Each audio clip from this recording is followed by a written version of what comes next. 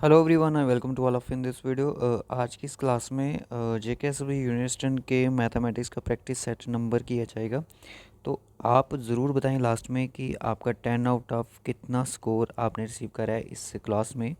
तो जितने भी क्वेश्चंस रहेंगे हमारे पीवाईक्यूज रहेंगे, वेरी मच इंपॉर्टेंट रहेंगे किस एग्ज़ाम्स के लिए। फॉर जेकेएसबी यूनिवर्सिटी के एग्ज़ाम्स के लिए काफ़ी ज़्यादा इंपॉर्टेंट रहने वाली है आज की ये क्लास। सो अगर इस चैनल पर नए हो, चैनल को सब्सक्राइब और नोटिफिकेशन बेल को ज़रूर ऑन कर लें ताकि हमारी आने वाली कोई भी वीडियोस होगी उसकी अपडेट आपको मिल जाएगी। और हम कोशिश करेंगे अब आपकी लाइव क्लासेस भी शुरू कर दी जाएं, रीजनिंग की, मैथ्स की और जेएनके जीके की। तो जल्द ही बाकी क्लासेस भी आपको टाइम टू टाइम हम प्रोवाइड करते रहेंगे। तो चलिए आज की क्लास करते हैं शुरू। क्लास शुरू करने से पहले जितने भी बच्चे यहाँ पे जेकेएसबी यूनियन असिस्टेंट के एग्ज़ाम की तैयारी कर रहे हैं, जेकेएसबी क्लास 4th एग्ज़ाम की तैयारी कर रहे हैं, आने वाले सब इंस्पेक्टर फाइनेंस की तैयारी कर रहे हैं, तो उनके लिए इंपॉर्टेंट अपडेट ये है कि general knowledge with special reference to JNK UT की जो हमारी एवरग्रीन की बुक जो है वो लॉन्च हो चुकी है, जिसमें 2000 से ज़्यादा एमसीक्यूज़ हैं। ये 2013 से लेकर 2025 टिल जून तक ये एमसीक्यूज़ इसमें पीडीएफ में रखे गए हैं, जिसमें पूरे जेएनके जीके के एमसीक्यूज़ आपको मिलेंगे 2025 तक। जून के महीने में जितने भी एग्ज़ाम्स हुए हैं, तो ये पीडीएफ आपको 180 का नहीं, आपको 100 रुपीज़ का प्रोवाइड किया जा रहा है। तो आपको इसको परचेज़ करने के लिए इस दिए गए व्हाट्सएप नंबर पे क्लिक करना है और आप मैसेज कीजिएगा। पूरा प्रोसीजर आपको समझा दिया जाएगा, आपको ये किस तरह से रिसीव होगी। सो आप वीडियो को पास भी कर सकते हो। वीडियो को पास आपने ज़रूर करना है क्योंकि जैसे कि आपको पता है कि यूनियर असिस्टेंट की अगर हम बात करें तो इसमें ज़्यादा वैकेंसीज तो है नहीं, पर ज़्यादा तो हैं, आपको सिर्फ एक ही सीट चाहिए। 340 प्लस वैकेंसीज़ हैं जिसमें यूनियर असिस्टेंट की। और आपको पता है कि आपको compete एक एक नंबर के लिए आपको क्या करना है, compete करना पड़ेगा। एक एक मार्क्स के लिए भी आपको क्या करना पड़ेगा, मार्क के लिए आपको compete करना पड़ेगा। तो इसलिए मैथ हो, रीजनिंग हो, लाइटली किसी को भी नहीं लेना है। सभी चीज़ों को, सभी सब्जेक्ट्स को दिल से ऑनेस्टली आपको ये सारी चीज़ें कवर करनी पड़ेंगी, तभी जाके आपका सिलेक्शन होने के चांसेस बन सकते हैं। तो पहला क्वेश्चन जो है हमारी स्क्रीन पर आज की है, ये क्वेश्चन पूछा भी गया एग्जाम में कि person has two by both apples and mangoes. एक पर्सन है जिसने कुछ एप्पल्स लिए हैं और कुछ मैंगोज़ भी लिए हैं। चलो ठीक है। The cost of an apple is ₹7। जो एप्पल की कॉस्ट है, एप्पल की कॉस्ट कितनी रुपीज़ है, 7 रुपये। Where is the cost of the mango is 5 rupees. तो मैंगो की कास्ट कितनी है, 5 रुपीज़। अगर मैं एक एप्पल एक मैंगो लेता हूँ तो मेरे पास मुझे टोटल पे करने पड़ेंगे 12 रुपये। बट उसने बोला कि इफ़ दैट पर्सन हैज़ 38, ये पूरे के पूरे 38 उसको स्पेंड करने हैं और कुछ मैंगो कुछ उसको एप्पल्स खरीदने हैं। अब थोड़ी सी कॉमन सेंस यहाँ पे लगानी है आपने कि अगर वो पर्सन कितने, आपको पूछा भी गया है कि वो कितने पर्सन, जो पर्सन है वो कितने एप्पल्स खरीद रहा होगा। ऑप्शन में आपको 1 2 3 4 करके है। तो देखो अगर किसी पर्टिकुलर फार्मूले पे शिफ्ट करोगे तो ये क्वेश्चन करना थोड़ा मुश्किल हो सकता है। ठीक है, जैसे मैं आपको बोलूँ कि मानो कि उसने एक, एज़ पर द ऑप्शन, अगर उसने एक एप्पल लिया होगा, ठीक है, अगर उसने क्या किया होगा, एक एप्पल लिया होगा, तो पीछे उसके कितने पैसे बच गए होंगे, 31 रुपीज़। मतलब कि वो 31 रुपीज़ में सिर्फ 6 ही मैंगो परचेज़ कर सकता है, 1 रुपया उसका फिर से बच गया। तो मतलब पॉसिबल नहीं है, ये वाला केस तो पॉसिबल नहीं है। दूसरा ले लेते हैं, अगर उसने दो दो अगर वो एप्पल लिए, अगर उसने 2 एप्पल लिए तो 14 रुपीज़ से आ जाएंगे। और 14 रुपीज़ के साथ साथ जो बाकी के पैसे उसके बच जाएंगे वो बचेंगे आपके कितने, 24 रुपीज़। और 24 रुपीज़ में सिर्फ उसके 4 ही मैंगो आएंगे, 4 रुपये फिर से बच जाएंगे। तो मतलब ये केस भी हमारा पॉसिबल यहाँ पे नहीं होने वाला। अगर वो 3 एप्पल लेता है तो उसको पे करने पड़ेंगे 21 रुपीज़। 21 रुपीज़ अगर वो पे कर रहा है तो उसको 17 रुपीज़ मैंगोज़ पे लगाने पड़ेंगे। और 70 रुपीज़ के मैंगोज़ को 3 ही मिलेंगे, जिसमें 2 रुपये उसके फिर से बच जाएंगे। मतलब ये वाला केस भी हमारा क्या हो गया, गलत हो गया।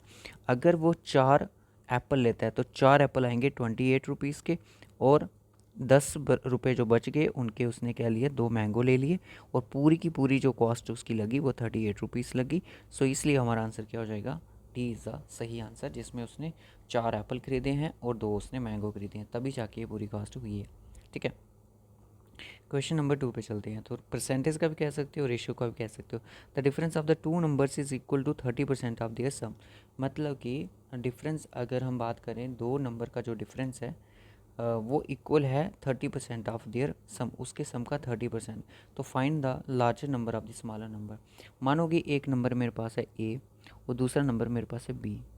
ठीक है, अगर मैं इसको माइनस करूं, अगर इन दोनों नंबर को मैं माइनस करता हूँ, जो भी मेरा डिफरेंस आएगा वो 30% किसके होगा, 30% ऑफ ए प्लस बी के इक्वल होगा। क्या बात ये समझ आई, ये इक्वेशन जो मैंने यहाँ पे लिखी है कि ए माइनस बी जो होगा किसके बराबर हो जाएगा, 30% of A plus B. Sir हमें कुछ भी समझ नहीं आ रहा है क्या चल रहा है।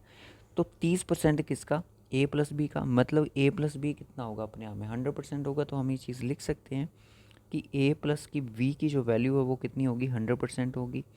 और ए माइनस बी जो बी, ए माइनस का जो बी है, ए माइनस जो बी है वो 30% है किसके, सम कितना है 100% होगा, तो ये 30 हो जाएगा। ठीक है, 20 से 20 कैंसिल आउट हो जाएगा, ए और ए प्लस है हो जाएगा कितना, 2a हो जाएगा, किसके बराबर हो जाएगा, 130 के बराबर हो जाएगा। अब यहाँ पे ए की वैल्यू आ सकती है एक नंबर की, तो 130 को डिवाइड कर लो 2 से तो कितना आएगा, 65 आ जाएगा। तो पहला नंबर मेरा 65 आ गया। दूसरा नंबर क्या हो सकता है, अगर पहला नंबर मेरा 65 हो सकता है, मतलब ए की वैल्यू अगर मेरी 65% है या नंबर 65 है, तो बी की कितनी होगी, 35 होगी, तभी तो दोनों का सम कितना आएगा मेरा 35 आएगा।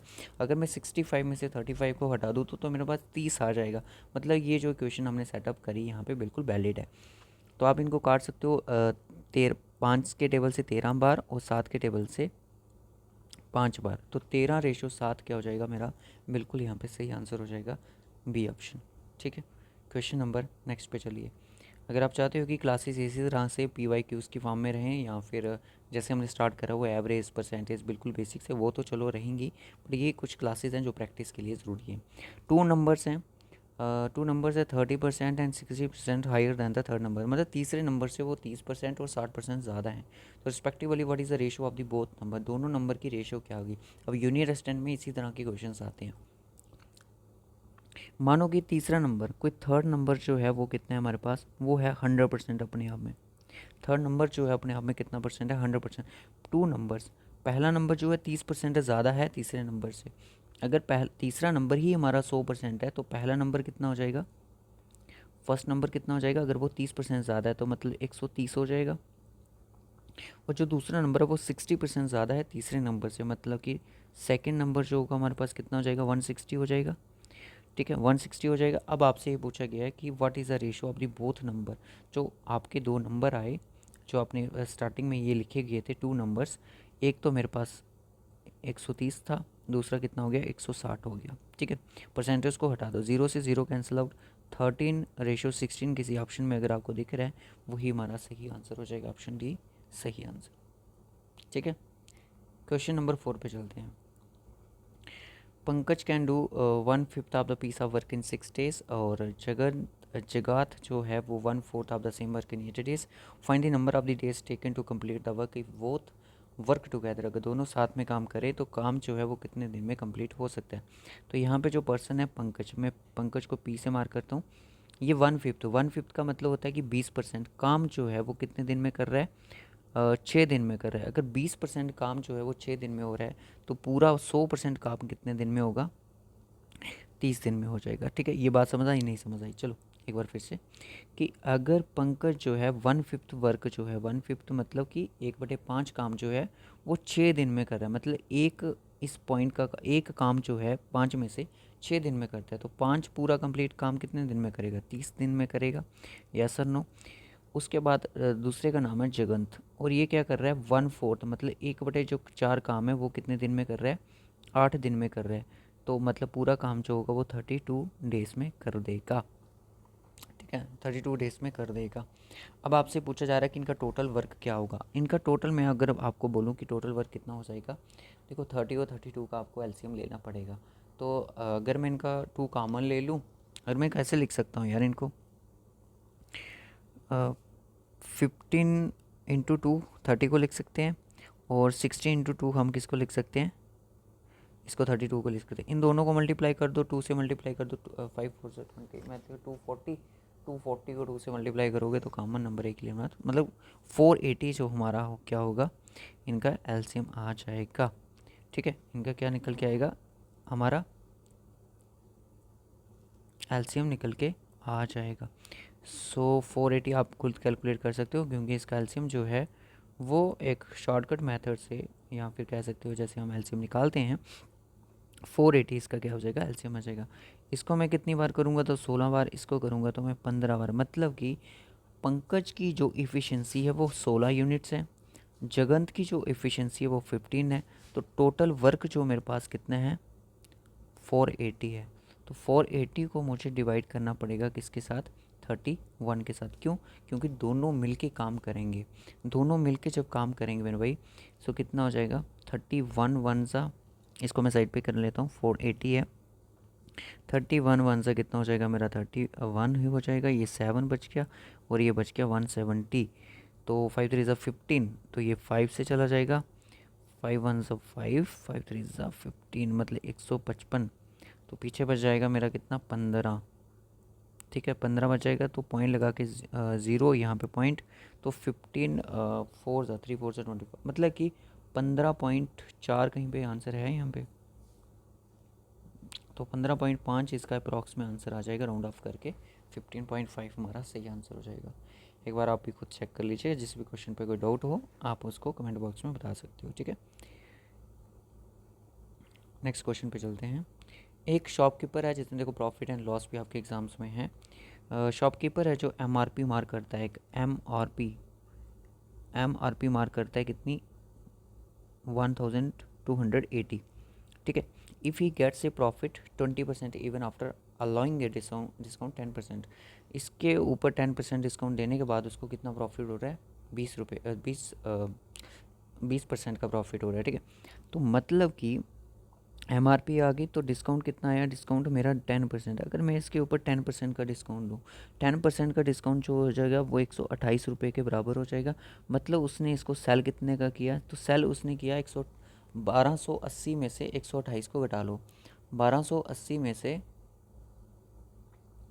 1280 में से 128 को आप लोग घटा लो, तो आपको पता चल जाएगा कितना आ जाएगा। ठीक है,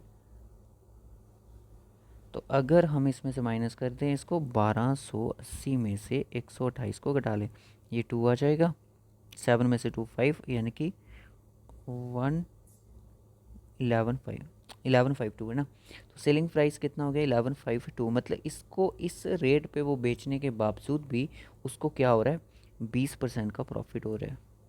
तो आपसे पूछ रहा है कॉस्ट प्राइस हमेशा क्या होती है 100% होती है, 100% होती है। तो सेलिंग प्राइस में कॉस्ट प्राइस पे भी तो रिसीव कर रहा है और साथ में 20% का प्रॉफिट रिसीव कर रहा है। तो वी कैन से कि ये जो वैल्यू हमारे पास है 1152, जो वैल्यू है हमारे पास है ये कितनी है 120% की वैल्यू है किसी नंबर की। नंबर कौन होगा, जो भी होगा कॉस्ट प्राइस ही होगा। तो मैं इसको लिख सकता हूँ 120 को मैं 6/5 करके भी लिख सकता हूँ, कोई दिक्कत वाली बात नहीं है। 1152 आ जाएगा, 11 6 1 ज़ा मेरा 6 हो जाएगा और पीछे बच जाएगा मेरा 6 1 ज़ा 6 और 5 और 8 7 ज़ा फिर 9 6 ज़ा 54, 9 6 ज़ा 54 और 6 2 ज़ा 12, ये पूरा कट जाएगा 192 के साथ। 192 को मल्टीप्लाई कर दो किसके साथ आप 5 के साथ, तो 5 2 ज़ा कितना 10 हो जाएगा, 1 कैरी 9 5 ज़ा 45 6 और 4 कैरी 5 1 ज़ा 5 प्लस 4 9, तो 960 किस ऑप्शन में दिख रहा है, ऑप्शन बी में दिख रहा है। बिल्कुल सही आंसर हो जाएगा हमारा option B.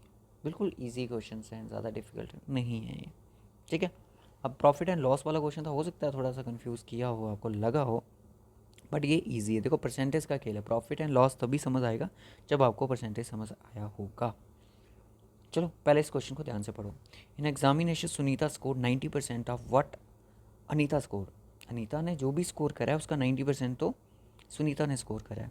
While Anita scores 110% of Vinita score. Sunita का स्कोर अगर एक 198 है तो बताएं how many marks did Vinita score, तो विनीता के कितने मार्क्स आएंगे। देखो सबसे पहले चलते हैं क्वेश्चन की तरफ। तो सुनीता ने क्या किया है 90% स्कोर किया है। किसका 90%, अनीता का। अनीता का अनीता का 100% रहा होगा फिर इसका मतलब, है ना। अगर उसने 90% स्कोर किया है तो इसका मतलब अनीता 100% होगा, क्योंकि उसने बोला है कि 90% ऑफ अनीता, जितना अनीता ने किया उसका 90%। ठीक है ना। अगर उसने बोला कि सुनीता ने 198 मार्क्स लिए, अगर सुनीता 198 पे रुकी हुई है मगर उसने 198 मार्क्स किए हुए, मतलब कि 90% की वैल्यू अगर 198 है, वी कैन से 9 अपॉन में मेरा 10 किसके बराबर 198 के बराबर। 9 2 ज़ा कितना मेरा 18, 9 2 से कितना, मतलब 22 के साथ ही पूरा नंबर कट जाएगा। 22 का गुना जब 10 से होगा तो मतलब कि 220 जो होगा वो क्या होगा, इस नंबर का 100% होगा। मतलब कि नीता ने स्कोर कितना किया, 220 किया है। ये बात समझ आई? बिल्कुल समझ आई। चलो आगे बढ़ते हैं। अनीता ने क्या किया है, 110% वनीता से स्कोर किया हुआ है।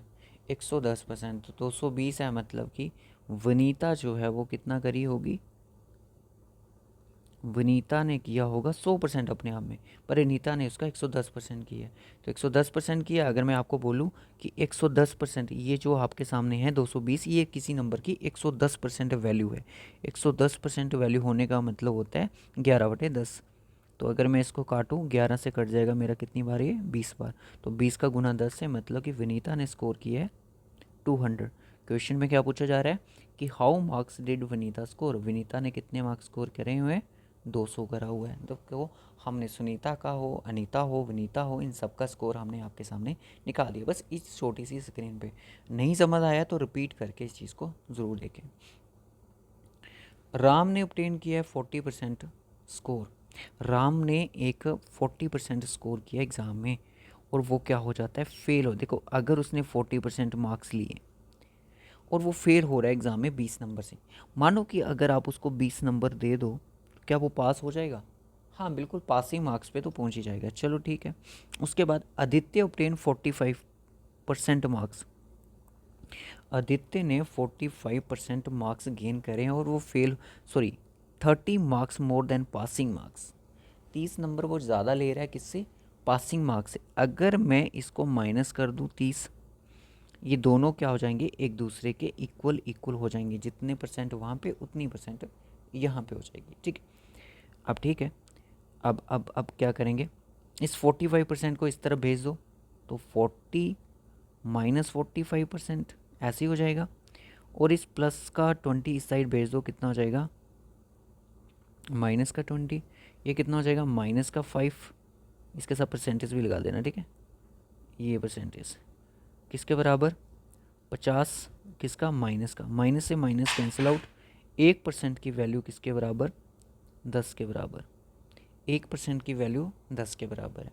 तो बस आप बता दो, अगर 1% 10 है तो 30, अगर 1% 10 है तो 30 कितना परसेंट हुआ, 3%।